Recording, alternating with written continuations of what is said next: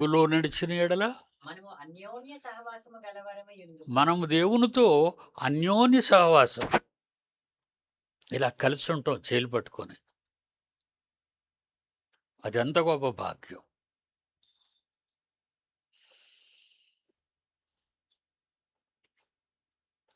అప్పుడు తర్వాత అంటాడు, మీరు అలా పట్టుకొని దేవునితో వెలుగులో నడుస్తుంటే అప్పుడు ఆయన కుమారుడైన యేసు ఆయన కుమారుడు ఇప్పుడొచ్చాడు యేసు. ఆయన కుమారుడైన యేసు రక్తము ప్రతి పాపము నుండి ప్రతి పాపము నుండి మనలను పవిత్రులుగా చేయును. మనలను పవిత్రులుగా చేయును. ప్రతి పాపము నుండి. అది ఎలాంటి పాపమైనా ప్రతి పాపము నుండి మనలను పవిత్రులనుగా చేయును. అంటే నువ్వు పాపాలు చేస్తావని, ఆ పాపాలకు పరిష్కారంగా ఈ తండ్రైన దేవుడు తన కుమారుణ్ణి సిలువలో రక్తం కార్పించాడని, ఆ రక్తము ఆ బలిదానము వల్ల నీ పాపాలు దేవునిలో ఉన్నప్పుడు, ఆయనతో నడిచినప్పుడు అవి పరిష్కరించబడతాయని దేవుడు క్లారిటీ ఇచ్చాడు. కిందకెళ్ళేసరికి మనం పాపము లేని వారమని వచనం చెప్పాలి కదరా. కంటిన్యూషన్ కంటిన్యూషన్ 8వ వచనం. మనము మనము పాపము లేదని ఇతరుల పాపాల గురించి మాట్లాడుతూ, ఇతరుల గురించి డిస్కస్ చేస్తూ, ఆడ పాపం చేసేస్తున్నారు, వీళ్ళు ఈ పాపం చేసేస్తున్నారు అని ఏమన్నాడు? మనము పాపము లేని వారమని దేవునితో చెప్పుకుంటే దేవుడు అసలు పట్టించుకోడు అవి. మనమే చెప్పేసుకుంటాం, నేను పాపం లేనివాడిని అని అనుకుంటాడు మొదట. నేను చాలా భక్తుడిని అండి, నేను గొప్ప విశ్వాసుడండి అంటాడు. ఇవన్నీ నిజాలు కావు, అబద్ధాలు ఇవన్నీ.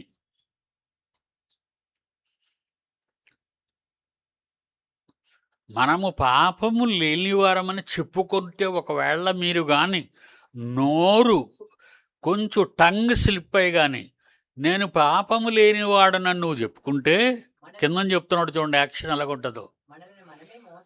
మనలను మనమే మోసపుచ్చుకుంటాం.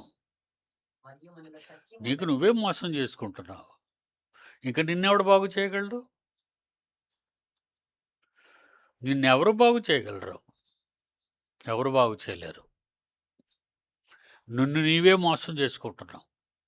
ప్రపంచంలో ఉన్న 840 కోట్ల మంది ప్రజలకు కూడా వీళ్లలో ఎవరైనా దైవభక్తి ఉన్నవాళ్ళు అని అనుకొని, నేను ఏ పాపం చేయలేదని ఒకవేళ అనుకుంటే, అది పూజారి కావచ్చు, చర్చిలో ఉన్న ఫాదర్ కావచ్చు, ఎవరైనా క్రైస్తవుడైన వాడైనా కావచ్చు, వాడు అలా అనుకుంటే దేవునిని అబద్ధికునిగా చేయుదుము. దేవుడే అబద్ధికుడు అంటాం మనం అలా చెప్పుకొని తిరిగితే దేవుడే అబద్ధికుడు అని నువ్వు ముద్ర వేస్తున్నావు దేవుడి మీద. అది నీకెంత అనర్థం ఆలోచించు. మనము పాపము చేయలేదని ఒకవేళ మీరు చెప్పుకోవడం మొదలెడితే దేవుణ్ణి, తండ్రి అయిన దేవుణ్ణి అబద్ధికునగా చేయువారము అగుదుము. ఇప్పుడు చదవండి 6వ వచనం.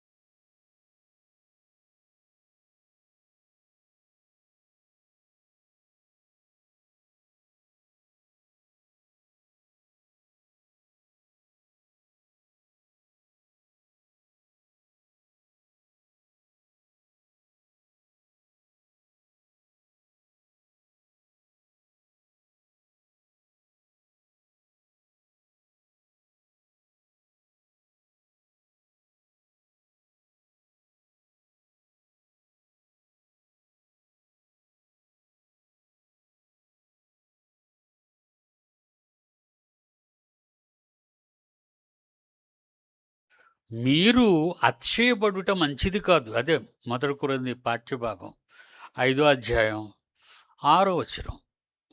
మీరు అతిశయపడుట మంచిది కాదు. పులిసిన పిండి కొంచెమైనను మొద్దంతయు పులియజేయునని మీరు ఎరుగరా? మీకు తెలిసిందే చెప్తున్నాడు. తోడు చుక్క అడుగుతావు.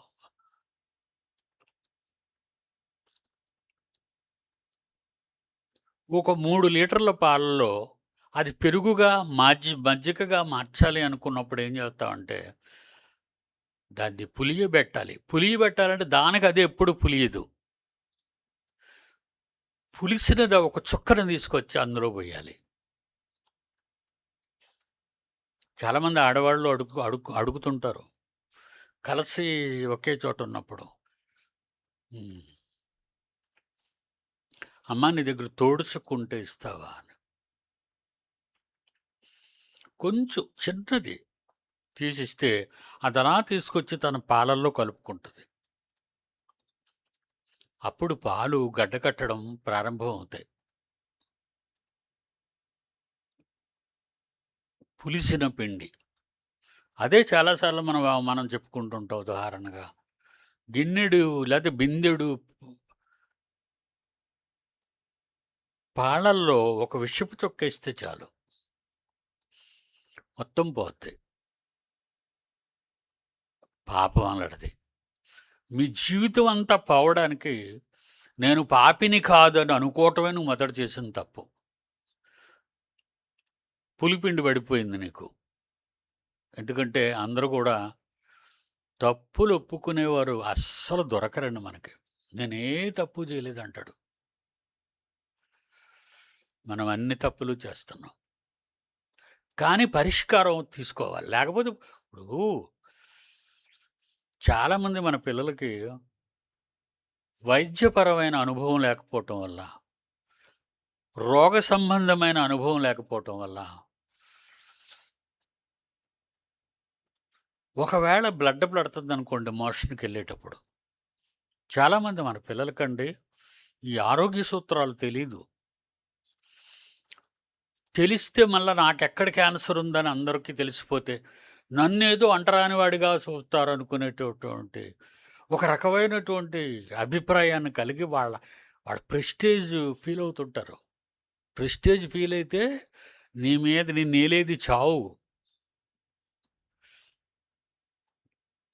నీ ప్రెస్టేజ్ నిన్ను తగలబెడుతుంది, నిన్ను చంపేస్తుంది. రక్త విరోచనాలైనా రక్తం పడుతుంది మోషన్ వెళ్ళేటప్పుడు. పచ్చళ్ళు ఎక్కువ తిన్నా బాడీ వేడెక్కిపోయి రక్తం పడుతుంటుంది. రక్త విరోచనాలైనా రక్తం పడుతుంది, పైల్స్ అయినా రక్తం పడుతుంది, రక్త విరోచనాలైనా రక్తం పడుతుంది. బాడీలో బాగా టెంపరేచర్ ఎక్కువైపోగానే పాసకి వచ్చేటప్పుడు ఎల్లోయిష్గా పడుతూ మరి రక్తపు డాగులు నువ్వు వెళ్ళే మోషన్లో కనబడ్డాయి అనుకోండి, అనేక రకాల వ్యాధులు అవి. అలానే మనం రక్త విరోచనాలు పట్టుకున్నాయని కూడా అనుకోకు, నాకు పైల్స్ ఉన్నాయని కూడా అనుకోకు. ఈరోజు డాక్టర్లు అన్ని జబ్బుల కంటే ఎక్కువ మందిలో ఎంటర్ అయిపోయి చంపి పారేస్తుంది. దాని పేరు క్యాన్సర్. ఈ క్యాన్సర్ అనేది ఏ రోగం అయినా తీవ్ర స్థాయికి నీ బాడీలోకి వస్తే అది క్యాన్సర్.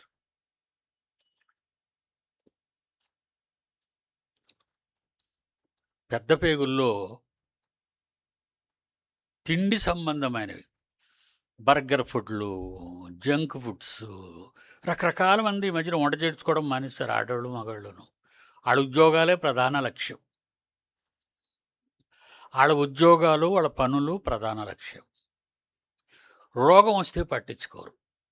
ఏదో మెడికల్ షాప్కి వెళ్ళి ఒక ట్యాబ్లెట్ అడిగేద్దాం, ఇచ్చేస్తారు, వేసేసుకుంటాను అని అనుకోకండి.